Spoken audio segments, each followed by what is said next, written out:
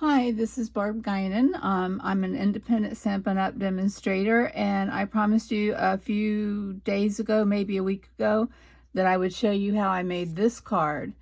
It's using the stamped image from Autumn Goodness, and it's this pumpkin image down here. Okay, so to make this card, you're going to need a basic A2 size card base, and I made mine using very vanilla thick cardstock. And then you're going to need a black piece of cardstock at 4 5 1/4. I believe this is soft suede at 3 3/4 by 5. And then this one is cherry cobbler at 3 1/2 by 4 3/4. And then you need a piece of vanilla cut out at 3 3/8 and 4 5/8. And you're going to give this some texture by running it through the embossing folder, Tasteful Texture 3D embossing folder. All right, so that's the one I used to make this layered layer. All right, and then on the image, I used a piece of vanilla cut at 3 by 3. All right, so that's all the paper that you need. And so you want to stamp your image. Now I stamped this onto a bigger piece, and when I get done, I'll cut it down to 3 by 3. I like to do that sometimes just to give me, it gives me more room to color the image than if I cut it at the 3 by 3 angle. Then it would take up most of this image piece, and when I went to color, I wouldn't be as comfortable. I don't know, it's just a personal preference. So I like to stamp my image on a little bit larger piece of cardstock, color it, and then cut it out to the size that I want it. Okay, and to color this image, I used Stampin' Blends. Now you don't have to use Stampin' Blends. You could use our markers, the Stampin' Right markers. You could use these. And you could use watercolor pencils.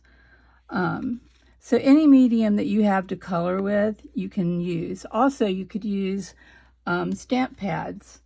Just take and drop some. If you have ink refills, drop a few drops on the case of your ink pad, and then use your watercolor brush. Let's see if I can find mine really quick. Yeah.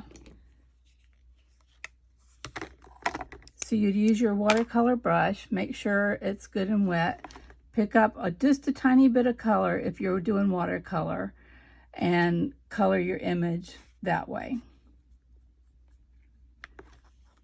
All right, and if you don't have an ink refill, then you can just take your ink pad and press it together really hard. These new ones are a little bit harder to accomplish this, but you want to press it together in the center as hard as you can without breaking it, of course.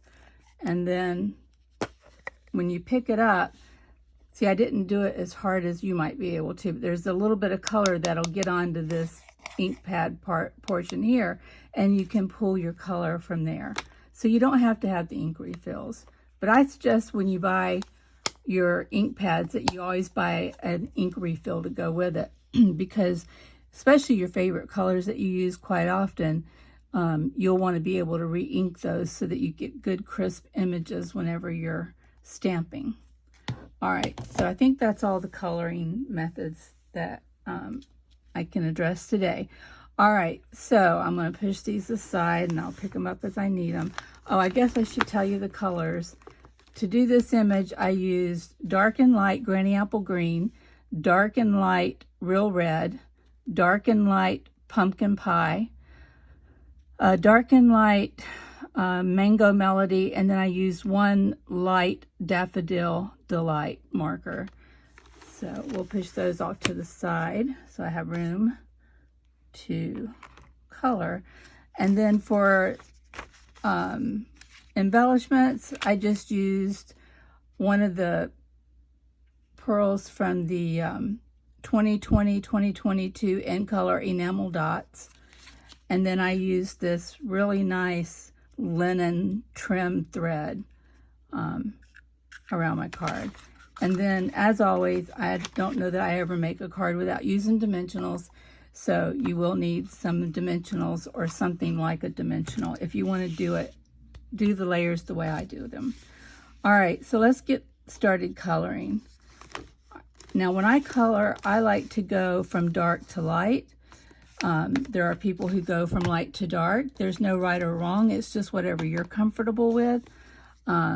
And for small images like this, I always use the bullet end of the marker. There's the brush end. You can see it's much wider and it has some give to it. It's not quite as hard and firm as the bullet end. The bullet end is a little bit smaller and it's firm and it stays put. So this is the end for these small images that I use when I color. So I just go in and basically color in little tiny circles. And I want my darkest color for this particular image to be at the base of all my pumpkins. So just put down a little bit of ink at the bottom. It doesn't have to be perfect right now. You're just going to pull that in a little bit here. So I believe this is supposed to be a cantaloupe. So I probably should have colored it with yellows, but I've already colored it with reds. Where's my, okay, I need to pull up my card here so I can see how I colored it for, to show y'all exactly what I did. Okay, so that's pretty much, need some dark up here. And right around the stem of this lower pumpkin. Okay, we'll set that aside. Now we'll go in with our light pumpkin and just kind of pull some of that color up. And when I color, I tend to go back and forth with my light and darks. So I lay down that layer of dark, then I come in and start at around the middle of that dark image and start coloring upwards, still doing small circles for the most part. And just go like that. What this is helping to do is to blend those edges together where the dark and the light meet. If you just do dark and then just go in, piece of hair, look. All right, if you just go and just come to meet that, then you're going to have like a line between your dark and your light, and you probably don't want that. So if you pull from the bottom up to your lightened area, that usually helps to soften up that line, and you oftentimes won't see that line whenever. You'll notice that it goes from light to dark, but you won't notice that definite line there. All right, and we're just going to keep going on this. Where the lines are in the image is usually the darker areas. Stampin' Up! Has helped us out by making some lines and giving us an idea of where your darker shades should go and where your lighter shades could go. That's not saying you have to do it that way. You can still do it whatever way you prefer. Okay, so now I am up here at the top of my pumpkin, and I don't want it to be just all orange. I want it to have some variation of color. So for this one, I'm putting down just a little bit of the light Daffodil Delight. All right, and then I'm going to go over that with my light Pumpkin Pie. And that way it'll give me just a little bit more color variation. And I'm going to leave just a little bit of that yellow there. And because I'm thinking that the light's just coming down on top of my image here, but to be honest with you, I don't always follow the rules about light and dark shading. I just color the way I think it looks good, and I don't worry about if my shading is all perfect or not. Some people might be really interested in that, and that's what they want to do, and that's fine, but I feel like it goes well the way I do my own coloring. It goes well enough for me anyway. Okay, now I'm going to come back in with some more of this light orange and a little bit of this yellow for this pumpkin. You don't really see the yellow that much, but I just feel like it gives you a little bit more of a shade differential there. And then I like to leave just a little bit of it uncolored. All right, so by doing that, and also I'm using, I don't think I even said this, I'm using very vanilla for my card today. So when you stamp in black, you're going to have this vanilla background. And so it's perfect for these pumpkins because I'm going from the regular pumpkin pie, which is kind of dark, all the way up to my light pumpkin pie, to my Daffodil Delight light yellow, and then leaving this top. I don't even have to color it to shade it because of the very vanilla card base or card. You don't notice the stark difference. It just seems to blend. Whereas if I stamp this on white, this clear part right here would be very stark. So you would probably go in with a lighter shade of yellow and just make it look like the sun's coming down on it, and it's not just plain old orange. All right, now we're going to go over here to these little gourds, and we have a farm just up the street from us. In fact, I went there this morning and picked up some apples. But one of the things I noticed is that they have some gourds out, and they're not just orange. They're not just like pumpkin colors. They actually have some that have greens and yellows in them, and so that's what I'm using on these gourds on this gourd over here. Now see, I picked up my blender and pulled off the broad tip side, so you can, this shows you can color with it. It's not a big deal. But you just have to kind of play around and figure out how you like to color. All right, now something I forgot to pull out was the browns for the basket. I'm going to use Crumb Cake Light and Dark for the basket. So I'm going to go in with the dark and close to the pumpkin part of the basket. Make that the darker area because the pumpkins would be kind of shading the basket. And then I'm going to use my light crumb cake because up here we're probably going to have some light coming through and it won't be as dark. Now, here's a little trick for you. If you want to get in between a dark and a light shade, you want like a medium shade, take your light blender and touch the tip to your dark blender, not the bullet side, but the brush side of it. And you pick up a little bit of this dark onto your light tip and then use that to color with. And you just keep doing it until you get to the shade that you want. These colors are so close that I don't know if I'm going to see much of a difference. But when you do it with like yellows and reds, you'll notice a difference. So that's just one way you can get a third shade, so to speak. All right, so let's see. Finish that up right there. Okay. Now I'm going to carry apples in my basket. You might want to do pears. You might want to do, I don't know, nectarines, whatever, but I'm going to do some red and green apples. So I'm going to start out using the light real real red. All right, and I'm just going to do the bottom. So there's 3 apples are going to be red and 3 are going to be green. I actually used the light red, so now I'm coming in with the dark red, and then I'll come back in with the light red.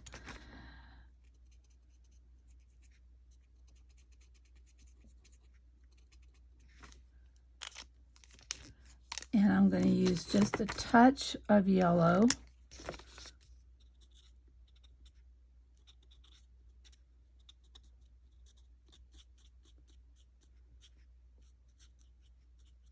All right, and I'm going to keep that yellow in my hand because I'm going to use it again when I go over here with the greens. I'm going to start with the dark Granny Apple Green. Granny Apple Green is my favorite green. I just love it. And I'm just doing the bottom portion of the apple. Now I'm going to take the light Granny Apple Green and just go over that just a little bit. And then I'm going to come back in with my yellow.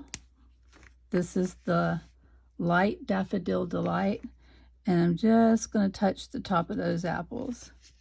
Alrighty. So there you've got some red and green apples in the basket. Now I'm going to come over here to these leaves, and I want these leaves to be kind of fall-like in color. So I'm going to use the Granny Apple Greens, and I'm going to use a little bit of light real red and a little bit of pumpkin, and maybe, yeah, light pumpkin. Okay, so to start out, I always start when I want to color fall leaves, I always start out with green. I don't know about where you live, but around where we live, the trees are starting to change now. And there's one area in Martinsburg called Foxcroft area. And I started out with the light again. Wow. When I'm on video, I just don't seem to do things the same way. Okay, I want dark in here. Anyway, there's an area where there's a bunch of beautiful, beautiful trees. And this time of the year, they turn all kinds of reds and orange colors. And it's just so pretty. And I look at those and I think, how can I translate the color of those leaves onto paper? And to be honest, it's not easy. God is the greatest inventor and artist that has ever been known. And we won't be able to be exactly like him. But he sure did give us some ideas about how things can be colored. So anyway, I'm just taking the light real red now, and I just went over the green a little bit, and now I'm going to take the light pumpkin pie, and I'm going to go in with a little bit of that, and then I'm going to come back with my light Granny Apple Green after I get the caps back on. All right, light Granny Apple Green, and I'm going to go over the whole thing with the light Granny Apple Green. Try to blend those colors together.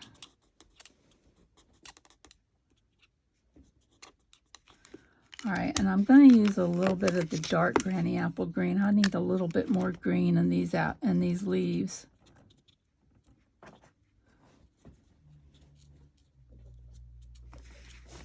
All right, so you just let that dry. All right, now we've got some leaves up here. So I'll start out with the dark Granny Apple Green again, and just lay down some of that in the center of each of those leaves. And I'm going to put some over here on the stem of this pumpkin and the stem of this pumpkin. All right, and now I'm going to go to the light Granny Apple Green and just blend that out a little bit.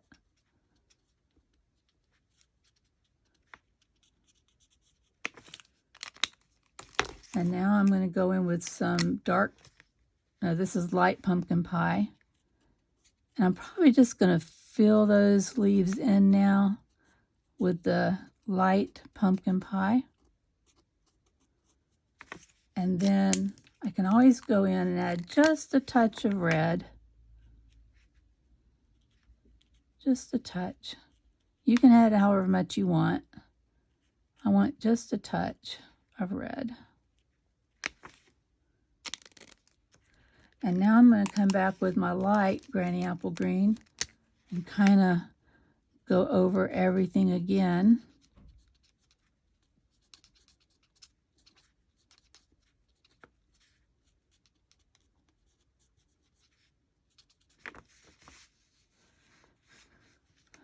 I really could have used more green in these. You see on the card that I made originally, I left a lot more green in the image, and I think, can you see that? I think it looks better with more green than it does with more orange. I did the same thing over here. I left in more green, but it'll still work. All right, now we've got our corn over here, and I'm going to put just a little bit of the dark Mango Melody on the pieces of corn, just along those dark lines of the corn. And then I'm going to come in with the light Daffodil Delight and fill it in.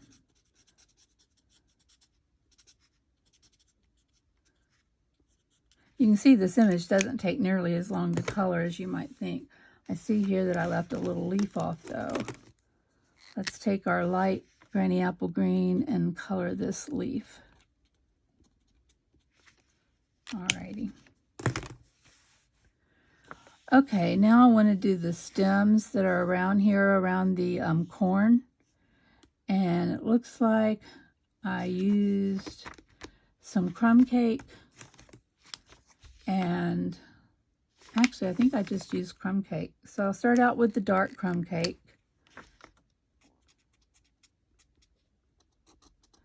And where those lines are, I'm going to put the dark crumb cake.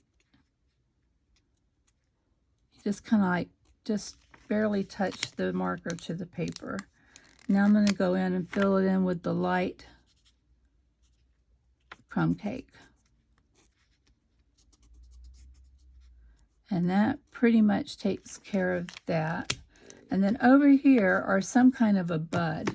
And I don't know if those are pumpkin buds or what. So I just colored them in with the pumpkin shade, using the dark pumpkin at the base of each one of those, and then going over the whole part with the light pumpkin pie. Now, if you want to make them berries and do them red or blue, then that's fine too. Okay, then we've got this little, I don't know, is that a pumpkin or an apple? That may be an apple, so let's change this to reds.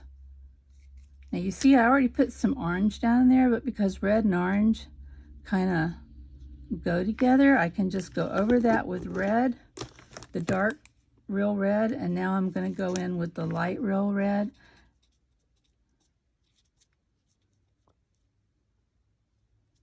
And again, I'm going to leave some light area up here around the apple. Just a little bit to make it look like there's a little bit of light shining up off of the image. All right, and you know what? That pretty much takes care of the image.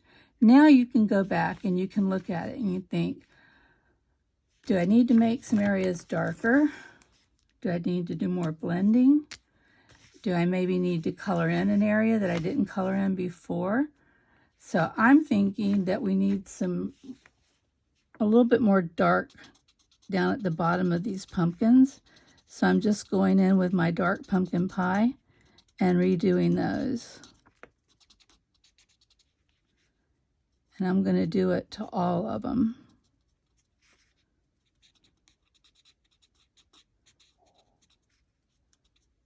Almost the same way you started out, except now you have your base of color laid down.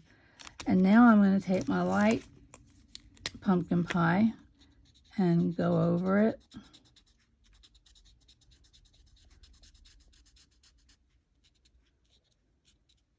And you see, this is just starting to give it a little bit more depth. And you just continue coloring it until you've got the shades that you're happy with. And it took practice for me to be able to do this. When I first started out, it wasn't always so pretty, but the more you do it, the better you're going to get at it. And then with every image, every new image that you start, you kind of like figure it out as you go, because not every image is going to be the same. You can see the differences between this image even and the one that I stamped and put on my card. There's a little bit of difference, but it's still close enough. All right, let's see. I think that's it. So now I don't want my pumpkins just floating in space. So I'm going to ground them with some green as if they're out laying on an empty field. And it doesn't take much. Just kind of go around the base of the pumpkins with the broad tip of your marker. And just give it something to sit on. And you might want to do this with something that's more like fall colors, whatever you want. But ground your images. Don't let them just be out there floating in space. All right, and I think that's the end of that part. Now I'm going to take my cutter, my paper cutter. Let's get rid of these markers. And I'm going to cut this down so that it will be 3 by 3. So what I do is I kind of just look at it and see what parts of the image I want to try to keep in and what I might want to take out. So I'm going to start with this. And I want to make sure. All right. I'm going to make this go out just a little bit further in case I need to cut down the other side a little bit more. Because in the end, I want an image piece that's about 3 by 3. So you can see here, I've got 3 1/8. And that's close enough. Now I want to take some off of here. I don't want this much white space down at the bottom of my image. So I'm going to cut it down. Let's see, if I go 3, then I can't take any off the top, but I don't think I need any off the top. I think I'm just going to do the 3-inch mark right here and cut at the bottom to make it come together better. Okay, so that should be about 3. Looks like I need to take off a little bit more. I think I'm going to take a little bit more off this side. Let me get to the 3. I can tell that the blade on my paper trimmer needs to be changed because I'm getting some fuzz when I cut. Can you see the fuzzy line here? I don't know if you can see this. When you start seeing that line, that's a pretty good indication that your blade, your paper cutter blade, is getting dull. All right, so now it should be 3 by 3. Okay, there's 3 there. And that's pretty close to 3 right there. So I'm going to leave that. Now, on this image, I stamped the sentiment right here. But I didn't leave myself enough room at the bottom to do that image. So, or to stamp the sentiment at that part of the image. So I'm going to take that image off the sheet. It says plant kindness, harvest love. I'm going to put it on one of my small blocks, my rectangular blocks. This is block G, Stampin' Up! Block G. You see the G? Yeah. I want to make that as straight as I can.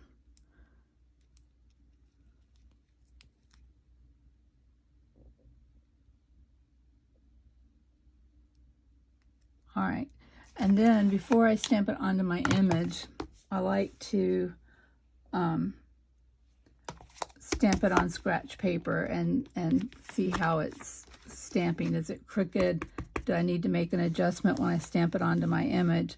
So I'm just going to try to stamp it here on one of these lines on my grid sheet. And it looks like the love is a little bit wonky. Wonky love. So I'm going to pick that up and try to reset it. All right, let's see how that looks.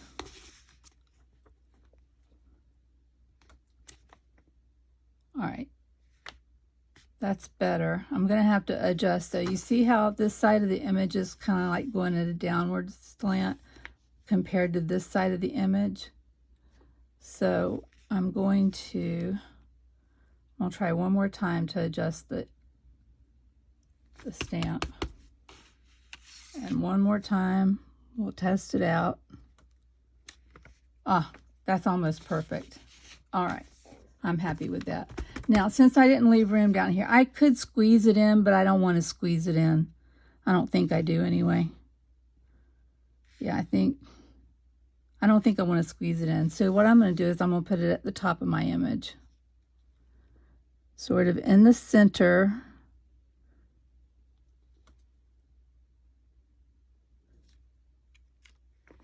And there we go. Alrighty.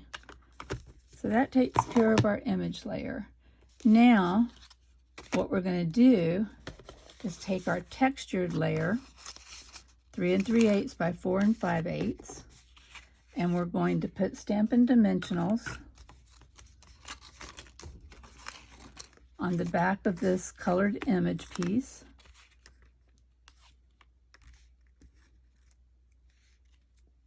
I don't know why that's not sticking. All right.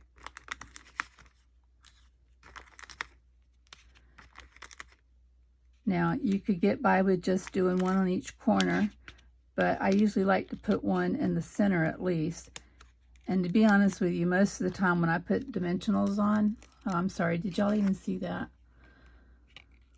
I've got to get used to making sure y'all are in the viewfinder. All right, so I put one at each corner and one in the center. When I do larger images especially, I end up putting 3 down the sides on each side and sometimes 2 in the center. But if you want to conserve your dimensionals so that you don't have to buy them as often, then you can certainly get by with just using one in each corner. All right, so we're just going to lay that down on here. And then we're going to take our trim and we're going to do 3 layers with a bow in the center. So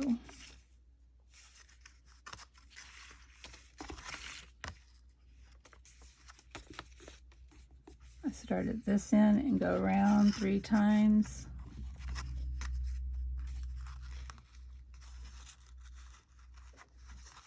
I just get it on there and then I move it to where I want it on my card. Please ignore my cat. She's over at my closet area trying to get up there. And if you hear a big clunk, it's probably because she got up there and something fell out. She is such a curious little thing.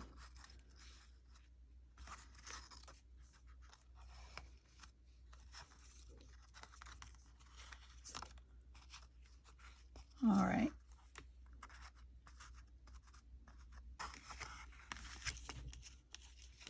Okay, so now I want to get my scissors, and I like to leave myself plenty of ribbon or thread for tying. Now what you could do if you're not really good at making bows on paper, because I'll tell you, it's a lot different making them on paper than it is when you're making one on a present. So you could just tie this off right here in a knot, which I'm going to do right here, and just leave it in a knot. Trim your ends and leave it in a knot. Now, I'm leaving it in a knot right there, but I'm going to go ahead and tie it into a bow. And some of you might be really, really good at making bows, and you don't even have to make that little knot. You can just automatically tie your bow. All right, so get the bow the size that you want it. I think I'm happy with that. And trim down the tails. All right, so this layer is ready to go. Now we need our red layer, our cherry cobbler, 3.5 by 4 3/4. And again, we're going to take our dimensionals. I tell you, I use these things like people. I use a lot of them, so I buy a lot of them. Now you've got this ribbon back here, and it's going to give some bulk to this layer. So if you don't want to pop this layer up, when you go to put it on your card, you're going to have a little bit of a bump because of this. So if you don't want to layer it, like I'm doing here today, don't put your ribbon on right now. Wait until you get everything adhered to your black piece, and then go and put your ribbon on at the very end. And it's going to go around all your layers, black, brown, cherry cobbler, and vanilla. It looks like, actually, I see what I did. I didn't pop this layer up. Okay, forget what I just said. Ha, ha, ha. All right. You can go around this layer with that thread. That thread is flat. That's probably why. It's a flat thread. It's not a bumpy thread like some of the threads that we have. So I went around this just like I did here. And then I just glued that to my red layer. You see what I did? I glued it here instead of popped it up. But I've already started this, so I'm going to finish it this way. I like layers. For me, layers are an important element of a card.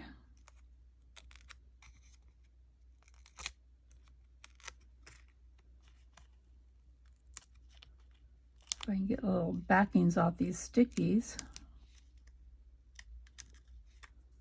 All right, so then center that on your red piece. And I'm not straight.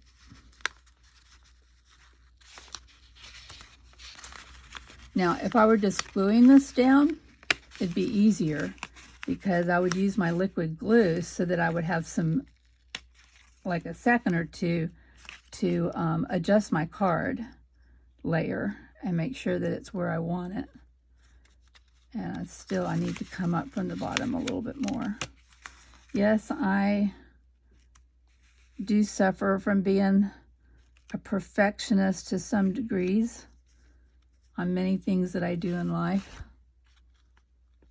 And while the end result is nowhere near perfect, it has to be as perfect as I can make it for me to be happy. All right, so we've got our red layer. Now we're going to do our soft suede layer, 3 3/4 by 5. And we're going to glue this layer onto our soft suede. So just take your glue,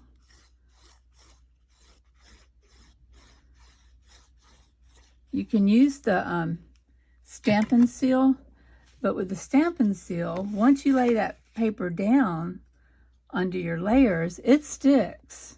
It sticks quickly. And so you want to, if you're going to use the Stampin' Seal, you want to do so very carefully. So that you don't have to rip your card apart when you're trying to fix it, if you don't get the image on there straight. All right, so here's what I mean by room to move. You see I've got a lot more room over here on this side than I do over here.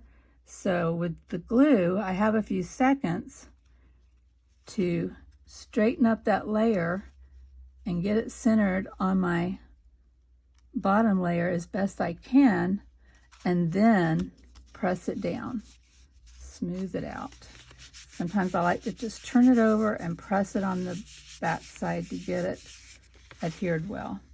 Alrighty, so now we're going to take this layer and we're going to put it on our black layer, which is 4 by 5 1/4. All right, and again, we're going to use Stampin' Dimensionals. You probably don't want every single layer to be popped up, but you probably should. I think it would look better. It's my opinion. You might have a different one. I think it looks a little bit better if you have at least one layer that's popped up on a card. Unless you're stamping directly to your card front and you're just making a simple card like that. And sometimes that's all you want, that's all you need. Maybe you just want a quick thank you note. And so you just get a card base out, you stamp an image and a sentiment on the top of it. You might even color it, and then you write your message on the inside and put it in the mail. All right, so here you can see I used 3 dimensionals on each end and then a center row. And that's because when someone gets my card, I don't want to have to be embarrassed because when they touch their card, the center caves in. You know, I mean, I want it to be substantial. There is an easier way to take these backings off. I should have shown y'all. I'll try to do that in the next video. All right, now you want to center this onto your black. Oh, we did almost got it right the first time. Need to lift it up a little bit.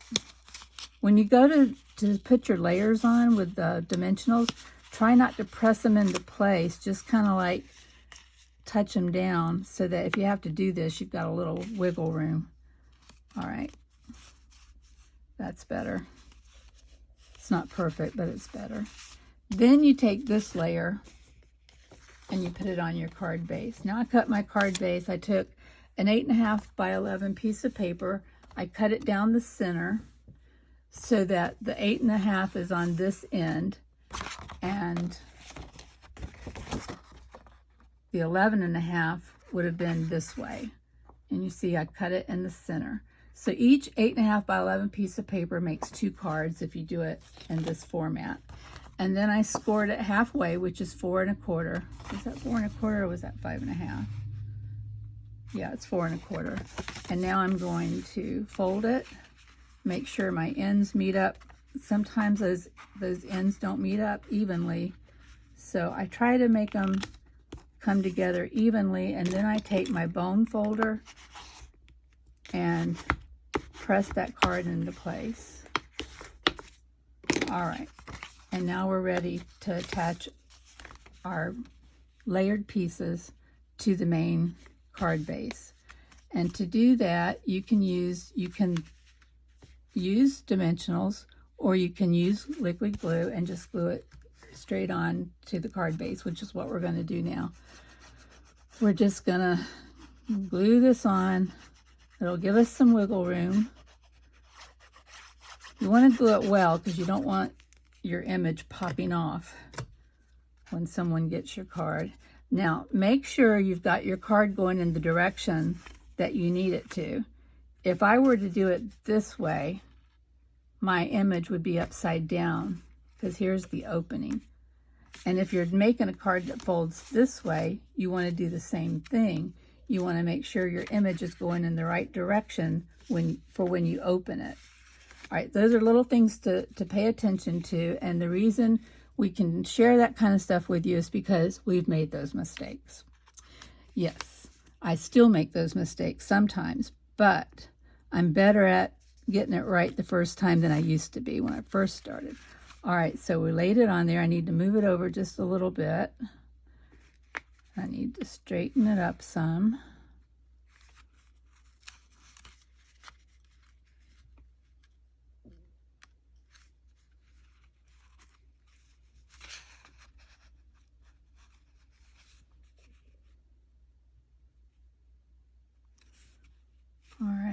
I think that's pretty straight. So we'll open it up, lay it down, and press this on. Alrighty. I'm just trying to adjust that ribbon a little bit there. All right, and there's your card. Now all you have to do is take a piece of cardstock and stamp it with, well actually you could just stamp right on. You can open up your card, you can put your sentiment right in here, and if you wanted to put a little image at the corner, you could stamp that right on here. I just usually will take, let me see if I have one over here to my side. I'll usually take a layer. Well, I don't have any. I don't have any in Berry Vanilla. All right, let's cut a layer so I can show you what I do. Just making sure I don't have any. All right, so your card base is 5.5 by 4 1/4. So for the inside, I like to cut at 4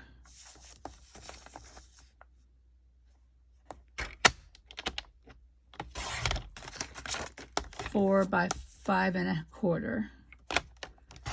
All right, now this is the same color as my card, so I'm not going to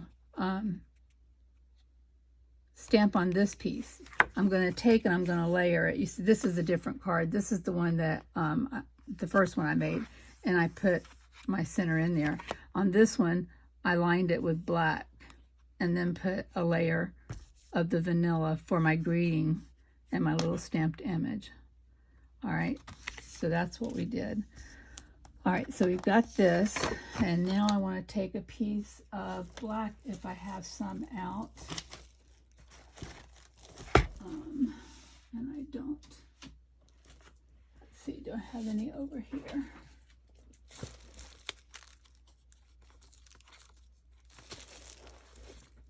All right, I'm going to have to pull out some black, basic black.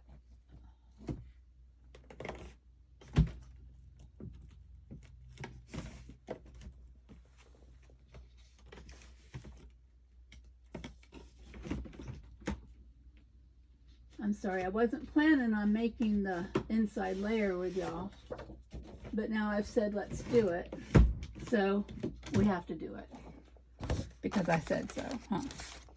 All right, now I'm going to cut because I want to put that in there. So I'm going to cut this piece at 5. Because this was 5 1/4, I believe. Yeah, 5 1/4. So this is 5, and then this was 4. So we want to make this 3 3/4.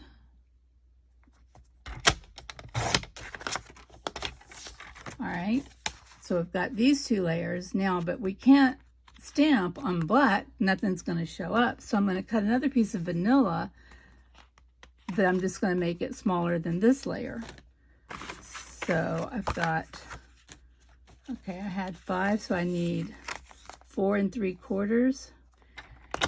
You don't have to follow these exact. You can make your layers have thinner borders or larger borders.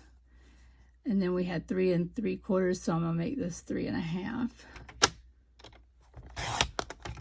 Okay, this is just your basic 1/4 layers, meaning that each layer is a 1/4 inch smaller than the previous one. So now this is the one where we'll stamp our sentiment. And so we want to do that before we put everything together. So let's pick out a sentiment. Okay, on the outside we said plant kindness and harvest love. So let's put all good things come from above. It's just a small little sentiment. And then let's just go ahead and stamp our pumpkin again at the corner. All right. You don't even have to do any coloring at all on the inside layer. And I don't think we're going to do that today, but if I were making this card to actually send out to someone today, I would probably color it because that's just the way I am. So I'm going to take and put my image to the bottom right hand corner. Now you could do it on the left, you could do it in the center. This is just the way I do it. Okay, so I'm going to stamp just a portion of it, not the whole image, just a portion of it there in the corner. And then I'm going to take my image, here's a block. This is Stampin' Up! Block C. Get it as straight as I can on the block. Stamp it. I'm going to test it on my paper. It's stamping well, so I think we're ready to go. And this I'm going to stamp right here, sort of in the center. And you still have room to write a sentiment. Now, looking at this image that I just stamped, I can see I have a little bit of a break in that E right there. There's probably some fuzz on my stamp that I didn't see. And that's something I wanted to tell y'all. When you clean your stamps with baby wipes, sometimes it leaves a little bit of fuzz behind. So baby wipes are good for a quick cleaning so that the ink doesn't dry in between use. But when you get all done with your stamping, you should really take your Stampin' Scrub. Let me see if I have mine out here. Yeah. This is the Stampin' Scrub. It opens up and you've got 2 layers of this plastic piece that has a fuzzy side to it. And you have one side that's wet and one side that's dry. That's the reason I have this piece of paper on this. This tells me this is the top of my Stampin' Up! So this part never gets sprayed with the cleaner. But when you get through with your stamps, just spray some of the stamp cleaner onto your Stampin' Scrub. Take your stamp and just rub it on here, and that gets out the ink. And then you dry it over on this side, and then you take it off and put it away. All right, that's the way to get your stamps nice and clean so that they don't have any fuzz on them when you go to stamp. But to fix this, I'm just going to take a Sharpie that has a small point, and I'm just going to fill that E in so that it's not off by much, just a little bit. All right, so that pretty much fixed it. All right, and then you would take this layer and you would glue it onto your black layer, take that layer and glue it onto your vanilla layer. So we're going to have a lot of layers on the inside of our card, but I like that too. And then you'll take this layer and glue it. I don't usually pop things up on the inside. Very seldom do I do that. But because we cut out that vanilla layer, it just gives it a little bit more depth and a little bit more oomph to it. But you see how that's going to pretty much look when you're done. And like I said, you could color this in or you can leave it black. I'm going to go back and color it in when we get through here. But that's how you make a card. That's how we do it, folks. I hope this was helpful. I hope you'll give coloring a try. And if you don't have the Stampin' Blends, I highly recommend them. They're so easy to work with and they blend really well. And then like I told you, you can get three different colors by touching tip to tip. And there's other ways you can even do that, but I just went into that one today. Maybe we'll go into some others in another video. All right, thank you for stopping by. Thank you for considering having me be your Stampin' Up! Demonstrator. I would love to do that. If you need a free catalog, whether it be the annual or the Christmas or both, please just reach out to me, let me know, and I'll make sure you get one. It'll be free of charge, and even if you're out of state, I'll put it in the mail to you. All right, thanks so much for watching. I hope everyone has a great day, and I'll see you next time. Bye.